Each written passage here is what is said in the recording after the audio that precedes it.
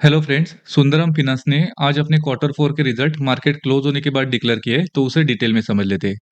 वैसे आज की बोर्ड मीटिंग में कंपनी ने 21 रुपीज का डिविडेंड भी डिक्लेयर किया है। तो चलिए आगे बढ़ते और नंबर देख लेते। ये जो नंबर्स है वो कंसोलिडेटेड नंबर्स है और वैल्यू करोड़ में है।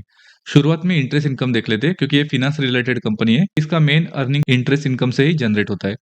तो इंटरेस्ट इनकम रहा है मार्च क्वार्टर में 1912 करोड़ के आसपास। वही लास्ट ईयर मार्च क्वार्टर में 1582 करोड़ का इंटरेस्ट इनकम रहा था। और दिसंबर क्वार्टर में 1856 करोड़ का इंटरेस्ट इनकम रहा था।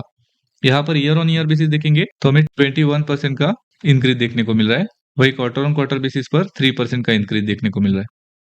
अब टोटल इनकम देख लेते हैं, तो टोटल इनकम रहा है मार्च क्वार्टर में 2300 करोड़ का। वही लास्ट ईयर मार्च क्वार्टर में 2157 करोड़ का टोटल इनकम रहा था। और दिसंबर क्वार्टर में 2207 करोड़ का टोटल इनकम रहा था। यहाँ per year on year basis देखेंगे तो 7% का इंक्रीज देखने को मिल रहा है। वही क्वार्टर ऑन क्वार्टर बेसिस पर 4% का इंक्रीज देखने को मिल रहा है। अब कंपनी का एनआईआई यानी कि नेट इंटरेस्ट इनकम देख लेते हैं। तो मार्च क्वार्टर में एनआई रहा है 808 करोड़ का। वही लास्ट ईयर मार्च क्वार्टर में 634 करोड़ का एनआई रहा था। और दिसंबर क्वार्टर में 769 करोड़ का एनआई रहा था। यहाँ per year on year basis देखेंगे तो अच्छा खासा 27% का हमें इंक्रीज देखने को मिल रहा है। वही क्वार्टर ऑन क्वार्टर बेसिस देखेंगे तो यहाँ पर भी हमें 5% का इंक्रीज देखने को मिल रहा है। अब आगे बढ़ते और कंपनी के टोटल एक्सपेंसेस देख लेते। तो कंपनी के टोटल एक्सपेंसेस रहे मार्च क्वार्टर में 1535 करोड़ के। वही लास्ट ईयर मार्च क्वार्टर में 1525 करोड़ के आसपास टोटल एक्सपेंसेस रहे थे। और दिसंबर क्वार्टर में 1606 करोड़ के टोटल एक्सपेंसेस रहे थे। यहाँ पर ओवरऑल एक्सपेंसेस देखेंगे तो कंट्रोल में देखने को मिल रहा है। अब कंपनी का प्रॉफिट देख लेते।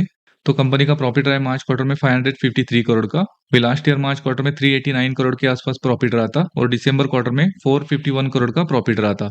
यहाँ पर अगर ईयर ऑन ईयर बेसिस देखेंगे तो बहुत ही स्ट्रॉन्ग 42% का हमें इंक्रीज देखने को मिल रहा है। वही क्वार्टर ऑन क्वार्टर बेसिस पर भी 23% का इंक्रीज देखने को मिल रहा है। और ये जो इंक्रीज देखने को मिल रहा है प्रॉफिट में इस क्वार्टर में, उसका रीजन ये है कि जो टोटल एक्सपेंसेस में कंपनी ने कंट्रोल किया है इस क्वार्टर में, उसके वजह से नेट प्रॉफिट में बढ़त हमें देखने को मिल रही है। अब आगे बढ़ते और कंपनी का ईपीएस देख लेते।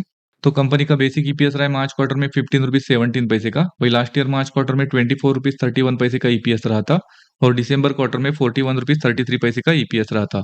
यहाँ पर अगर ईयर ऑन ईयर बेसिस देखेंगे तो बहुत ही स्ट्रॉन्ग इंक्रीज हमें ईपीएस में देखने को मिल रहा है। उसी के साथ क्वार्टर ऑन क्वार्टर बेसिस पर भी इंक्रीज देखने को मिल रहा है, जो कि पॉजिटिव है।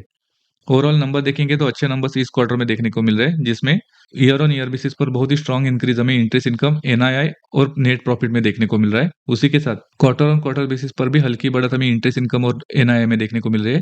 लेकिन नेट प्रॉफिट में बहुत ही स्ट्रॉन्ग इंक्रीज देखने को मिल रहा है। वैसे लास्ट 3 महीने में अगर स्टॉक का परफॉर्मेंस देखेंगे तो ऑलरेडी 19% की तेजी स्टॉक में देखने को मिली है। इस वीडियो में इतना ही। Thank you.